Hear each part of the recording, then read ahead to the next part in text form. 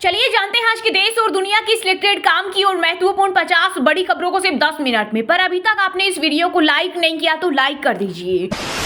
जम्मू कश्मीर में कैप्टन समेत 4 जवान शहीद, एक पुलिसकर्मी की भी मौत। कश्मीर टाइगर्स ने ली हमले की जिम्मेदारी, सेना का हेलीकॉप्टर से सर्चिंग ऑपरेशन जारी। पिछले 34 दिन में डोडा में 5वीं आतंकी मुठभेड़ की घटना। शहीद कैप्टन ब्रजेश थापा की मां बोली, बेटे को सीमा पर नहीं भेजेंगे तो देश के लिए कौन लड़ेगा। बड़े एक्शन का संकेत, जम्मू कश्मीर के डोडा में हुए आतंकी हमले और सैनिकों के शहीद होने के बाद रक्षा मंत्री राजनाथ सिंह ने सेना प्रमुख को दी आतंक के खिलाफ कार्रवाई की खुली छूट। किसान सम्मान निधि की राशि बढ़ाकर 12,000 रुपए तक कर सकती है मोदी सरकार। तीसरे कार्यकाल के पहले आम बजट में महिलाओं और युवाओं के लिए भी खास तैयारी। जम्मू कश्मीर में पिछले 7 महीनों में 6 आतंकी हमले। कांग्रेस ने मोदी सरकार पर बोला हमला, कहा देश अब जवाब चाहता है, सिर्फ नारों से देश नहीं चला करते मोदी जी। मोदी सरकार के लिए नई मुसीबत, हरियाणा में चुनावी घमासान से पहले किसानों का दिल्ली कुछ का ऐलान। राशन पानी और ट्रोलियां लेकर हुए तैयार। चंडीगढ़ में किसान नेता बोले शंभू बॉर्डर खोलने का कर रहे इंतजार। वहीं हरियाणा सरकार ने कहा नहीं खोला जाएगा बॉर्डर।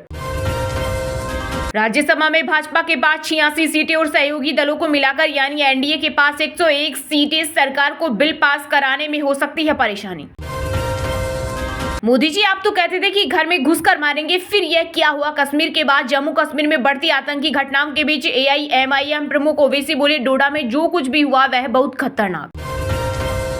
दिल्ली, पंजाब और बंगाल ने पीएम श्री योजना को किया खारिज। केंद्र सरकार ने पिछले वित्तीय वर्ष की 2 तिमाही का रोका फंड, यानी इन 3 राज्यों को अक्टूबर, दिसंबर और जनवरी मार्च के लिए कोई किस्त नहीं मिली। गुजरात में चांदीपुरा वायरस से अब तक 8 बच्चों की मौत। राजस्थान में भी खतरनाक वायरस ने दी दस्तक, 1 बच्चे की मौत और दूसरा अस्पताल में भर्ती। चिकित्सा विभाग में मचा हड़कंप, डॉक्टर बोले मच्छरों से बीमारी फैलती है, फीवर फ्लू के बाद दिमाग में सूजन होती है। हरियाणा में पिछड़े वर्गों का आरक्षण छीनकर मुस्लिमों को नहीं देने दूंगा। केंद्रीय गृह मंत्री अमित शाह बोले कांग्रेस ने कर्नाटक में पिछड़े वर्ग का रिजर्वेशन छीनकर मुसलमानों को देने का काम किया। अगर हरियाणा में कांग्रेस आ गई तो यहाँ भी पिछड़े वर्गों का आरक्षण छीनकर मुस्लिमों को दे देगी। घर बैठे अपग्रेड कराए सिम। बनारस में पिछले 7 दिनों में 2,972 लोगों ने बीएसएनएल में किया पोर्ट, नया सिम भी ले रहे लोग। शराब के शौकीन लोगों के लिए अच्छी खबर, दारू खरीदने के लिए अब ठेके के सामने लंबी लाइनों में लगना नहीं पड़ेगा। स्विगी, बिग बास्केट और जोमेटो जैसे प्लेटफॉर्म जल्द ही बियर, वाइन और लीकर जैसे कम अल्कोहल वाले ड्रिंक की होम डिलीवरी कर सकते हैं शुरू। मॉनसून सत्र से पहले विपक्ष से गतिरोध खत्म करने की पहल। बीते संसद सत्र की तरह इस सत्र में भी हंगामा न हो, इसके लिए सरकार ने 21 जुलाई को बुलाई सर्वदलीय बैठक। बीजेपी की गलत नीतियों का खामियाजा भुगत रहे हमारे जवान और उनके परिवार। जम्मू कश्मीर के डोडा में हुए आतंकी हमले पर राहुल गांधी बोले पूरा देश एकजुटता से खड़ा है, लेकिन सरकार से हम मांग रहे हैं कि कड़ी से कड़ी कार्रवाई हो। दिल्ली के बाद तमिलनाडु में भी महंगी हुई बिजली। स्टालिन सरकार ने लोगों पर बढ़ाया 4.83% ज्यादा बिजली बिल का बोझ। नई दरों के मुताबिक अब 0 से लेकर 400 यूनिट तक बिजली इस्तेमाल करने पर 4 रुपए 60 पैसे की जगह 4 रुपए 80 पैसे के हिसाब से बिल भरना होगा। नया टैरिफ 1 जुलाई से होगा लागू। अगस्त में ऐलान, 3 चरणों में वोटिंग। जम्मू कश्मीर में विधानसभा चुनाव की तैयारी पर आगे बढ़ा इलेक्शन कमीशन। वहीं राजनीतिक दल भी अपना अपना वोट गणित सेट करने में जुटे। यूपी के 20 जिलों में बाढ़, 30 गांव पानी में डूबे। गंगा का जलस्तर हर घंटे 5 से 10 सेंटीमीटर बढ़ रहा। गुजरात, महाराष्ट्र, बंगाल, बिहार समेत 19 राज्यों में अगले 3 दिन भारी बारिश का रेड अलर्ट। देश में फिलिस्तीनी के झंडे लहराए जाते, हिंदुओं का अपमान किया जाता है, तब राहुल गांधी के मुंह से कुछ नहीं निकलता। केंद्रीय मंत्री गिरिराज सिंह ने राहुल गांधी पर बोला करारा हमला। दिल्ली में नए केदारनाथ मंदिर को लेकर उत्तराखंड में विरोध प्रदर्शन हुआ तेज। कांग्रेस ने नाम पर जताई आपत्ति, बैकफुट पर आई बीजेपी। सोने की कीमत में आई तेजी, चांदी में गिरावट। 10 ग्राम गोल्ड 73,131 रुपए पर पहुंचा। वहीं 1 किलो चांदी 91,802 रुपए पर आई। 3 साल बाद फिर संयुक्त राष्ट्र महासभा की बैठक को संबोधित कर सकते हैं पीएम मोदी। न्यूयॉर्क में 26 सितंबर को होगा कार्यक्रम। यूएन महासभा के अध्यक्ष डेनिस फ्रांसिस के कार्यालय ने दी जानकारी, हालांकि अभी सूची में फेरबदल हो सकता है। योगी सरकार का बड़ा फैसला, यूपी के सरकारी स्कूलों में डिजिटल अटेंडेंस 2 महीने के लिए स्थगित। शिक्षक लगातार कर रहे विरोध, दिक्कतों के समाधान के लिए बनाई जाएगी कमेटी। दिल्ली के पेट्रोल पंपों पर शुल्क बढ़ोतरी की मांग को लेकर पीयूसी केंद्रों की अनिश्चितकालीन हड़ताल, वाहन चालकों की बड़ी परेशानी। महाकुंभ 2025 से पहले अखिल भारतीय अखाड़ा परिषद ने गोपनीय जांच में गड़बड़ी पाए जाने के बाद 13 संतों को अखाड़े से किया निष्कासित, इनमें कुछ महामंडलेश्वर भी शामिल। ना कश्मीरी पंडित वापस बसाए गए और ना ही कोई विकास हुआ। डोडा हमले के बाद दिल्ली सरकार में मंत्री सौरभ भारद्वाज ने केंद्र पर बोला हमला। कहा बीजेपी ने चुनी हुई सरकार में रहकर देख लिया, वहां पर सरकार हटाकर और केंद्रीय शासन लगाकर देख लिया, मगर जम्मू के हालत नहीं सुधरे।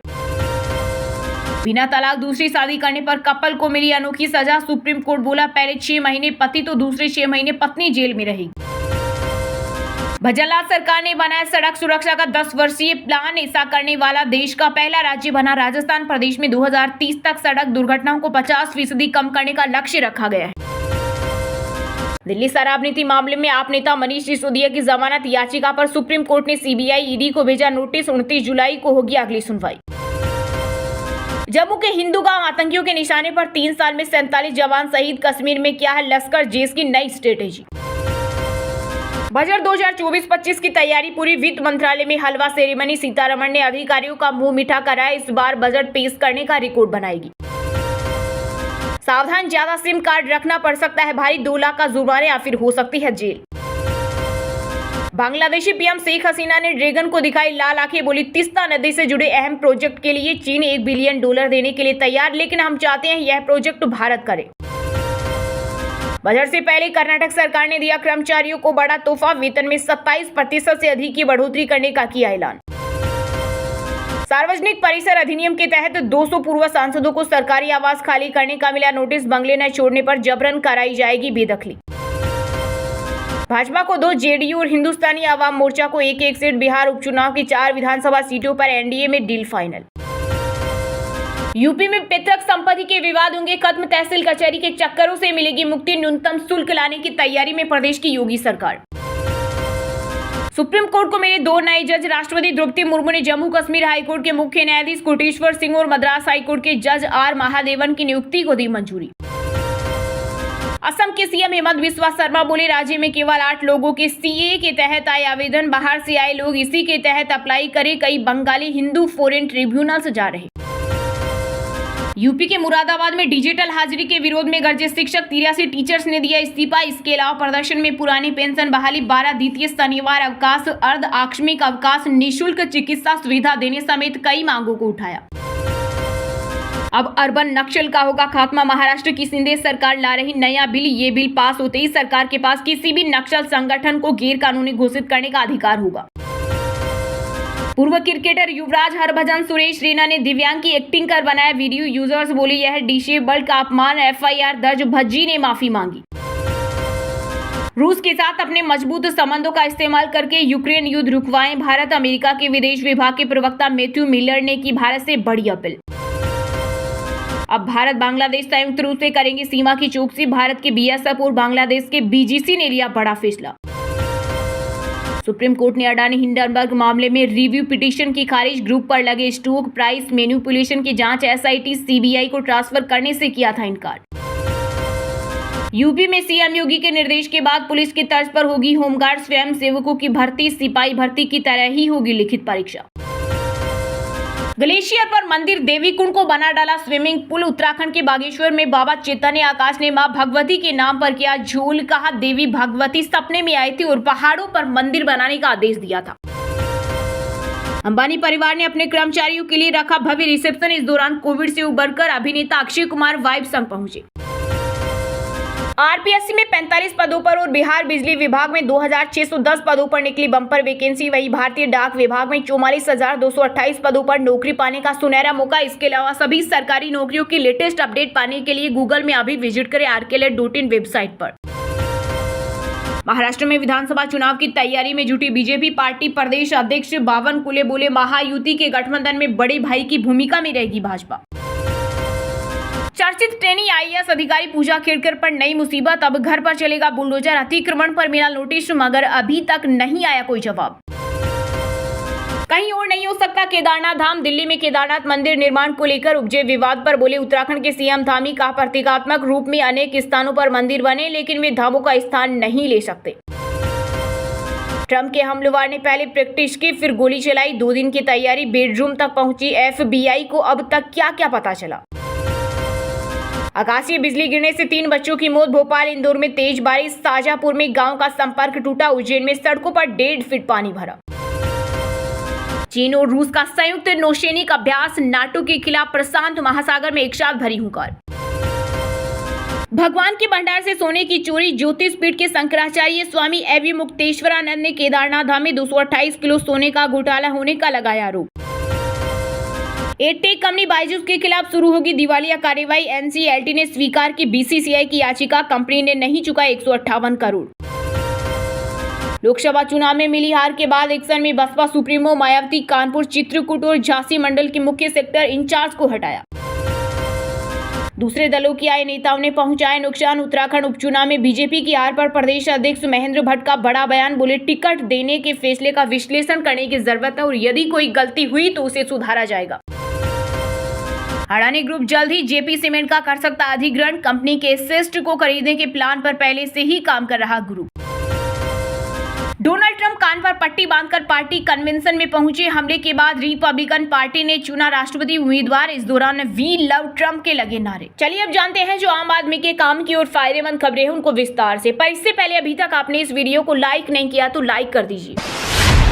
हरियाणा में चुनावी घमासान से पहले किसानों का दिल्ली कूच का ऐलान, राशन पानी और ट्रोलियां लेकर हुए तैयार। चंडीगढ़ में किसान नेता बोले शंभू बॉर्डर खोलने का कर रहे इंतजार, वहीं हरियाणा सरकार ने कहा नहीं खोला जाएगा बॉर्डर। जी हां, क्या देश में एक बार फिर 2020 जैसा किसान आंदोलन देखने को मिल सकता है? क्या एक बार फिर हरियाणा और पंजाब के किसान दिल्ली की तरफ कुछ कर सकते हैं? अगर आप शंभू बॉर्डर और खनौरी बॉर्डर के साथ ही हरियाणा और पंजाब के कई जिलों में किसान संगठनों की सक्रियता को देखेंगे तो आपको लगेगा कि हाँ, जरूर एक बार फिर किसान अपनी मांगों को लेकर दिल्ली की ओर बढ़ सकते हैं। किसानों का कहना है कि जब तक केंद्र सरकार एमएसपी को लेकर कानून नहीं बनाती है तब तक वे सरकार के खिलाफ आंदोलन करते रहेंगे। इसी बीच हरियाणा पंजाब के बीच शंभू बॉर्डर पर डटे किसानों ने दिल्ली कूच का ऐलान कर दिया। चंडीगढ़ में मीटिंग के बाद किसान नेता जगजीत ढल्लेवाला ने कहा कि शंभू बॉर्डर खुलते ही किसान दिल्ली कूच करेंगे, हमें सिर्फ सामान इकट्ठा करने में समय लगेगा, उसके बाद हम दिल्ली की तरफ रवाना हो जाएंगे। किसान नेता ढल्लेवाला ने कहा कि हमारी प्रायोरिटी दिल्ली जाने और दूसरी प्रायोरिटी रामलीला मैदान है, हमारी कोई और मंशा नहीं है। सरकार हमें जहाँ भी रोकती है वो सरकार की जिम्मेदारी होगी। उन्होंने कहा हमारा आंदोलन उतनी देरी तक जारी रहेगा जब तक सरकार हमारे साथ किए वादे पूरे नहीं करती, ये हमारी डिमांड नहीं है। सरकार की तरफ से किए गए वादे हैं। 15 सितंबर को बहुत बड़ी महापंचायत जींद के पास होगी, इसके अलावा एक महापंचायत अंबाला के पास की जाएगी। वहीं 15 अगस्त को ट्रैक्टर मार्च निकालने की भी योजना है। वहीं हरियाणा में जल्द होने वाले विधानसभा चुनाव से पहले किसानों के तीखे तेवरों से निश्चित रूप से राज्य की नायब सैनी सरकार परेशान है और वह किसानों के संभावित बड़े आंदोलन से निपटने की तैयारी कर रही है। मामलों को लेकर हरियाणा सरकार सुप्रीम कोर्ट चली गई। सरकार अब सुप्रीम कोर्ट के फैसले का इंतजार कर रही है।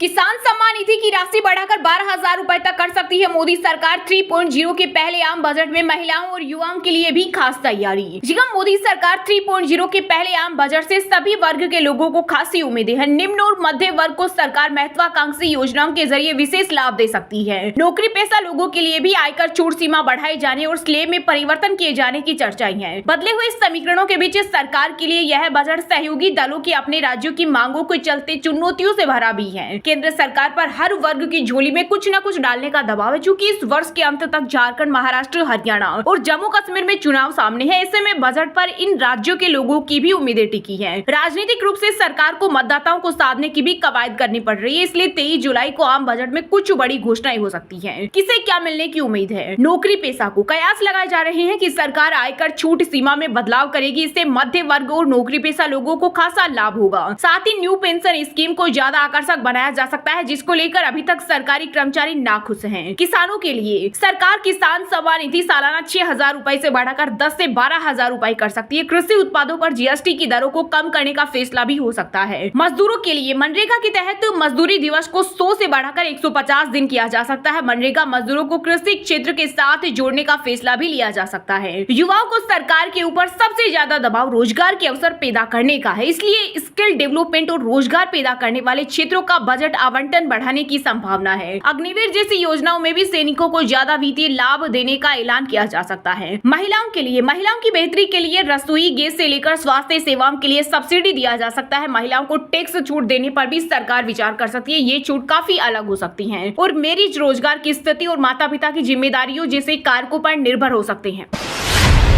बड़े एक्शन का संकेत। जम्मू कश्मीर के डोडा में हुए आतंकी हमले और सैनिकों के शहीद होने के बाद रक्षा मंत्री राजनाथ सिंह ने सेना प्रमुख को दी आतंक के खिलाफ कार्रवाई की खुली छूट। जम्मू कश्मीर के डोडा में सेना और आतंकियों के बीच बड़ी मुठभेड़ में सेना के अधिकारी समेत 4 जवान शहीद हो गए। हाल ही में कठुआ में हुए आतंकी हमले में भी सेना के 5 जवान शहीद हुए थे। इन बड़ी घटनाओं पर अब सरकार सख्त एक्शन के मूड में नजर आ रही है। रक्षा मंत्री राजनाथ सिंह ने हमले के बाद सेना प्रमुख जनरल उपेंद्र द्विवेदी से फोन पर बात की। उन्होंने सेना प्रमुख को आतंकी घटनाओं को लेकर सख्ती से पेश आने के निर्देश दिए। राजनाथ सिंह ने जनरल द्विवेदी को कहा, आतंकवादी और उनके संगठनों को लेकर कोई ढिलाई न बरती जाए। रक्षा मंत्री ने सेना प्रमुख से डोडा में आतंकियों के साथ चल रहे मुठभेड़ को लेकर भी जानकारी ली और सेना प्रमुख से उचित एक्शन लेने की बात कही। वहीं सेना से जुड़े अफसरों का कहना है कि आतंकवादियों से निपटने के लिए घेराबंदी मजबूत कर दी गई है। जवानों को मजबूत सपोर्ट देने के लिए इलाके में अतिरिक्त बल भेजा गया है। सर्च ऑपरेशन और मुठभेड़ अभी जारी है। वहीं कांग्रेस महासचिव प्रियंका गांधी ने शहीद हुए जवानों के परिजनों के प्रति संवेदना जताई और कहा कि हम सभी सर्वोच्च बलिदान देने वाले बहादुर जवानों और उनके परिवारों के सदैव ऋणी रहेंगे। प्रियंका ने कहा, जवानों की शहादत पर पूरा देश दुखी है और एकजुटता से आतंकवाद के खिलाफ खड़ा है। पिछले 78 दिन में जम्मू कश्मीर में 11 आतंकवादी हमले हो चुके हैं। उन्होंने कहा, कभी नोटबंदी, कभी अनुच्छेद 370 के बहाने आतंकवाद को नेस्तनाबूद करने के फर्जी दावे की कीमत हमारे जवान अपनी जान देकर चुका रहे हैं। हम कब तक अपने शहीदों की लाशें गिनते रहेंगे। वहीं कांग्रेस अध्यक्ष खड़गे ने कहा कि हम अपने वीरों के परिवारों के प्रति संवेदना व्यक्त करते हैं, जिन्होंने भारत माता की सेवा करते हुए सर्वोच्च बलिदान चुकाया। खड़गे ने कहा, बीते 36 दिनों में जिस तरह के आतंकी हमले जम्मू कश्मीर में हुए, उन्हें देखते हुए लगता है कि हमारी सुरक्षा रणनीति में दोबारा से समीक्षा की जानी चाहिए। कांग्रेस अध्यक्ष ने कहा, मोदी सरकार का व्यवहार ऐसा है मानो कि सब कुछ सामान्य है और कुछ नहीं बदला। इन्हें पता होना चाहिए कि जम्मू क्षेत्र लगातार इन हमलों का खामियाजा भुगत रहा है।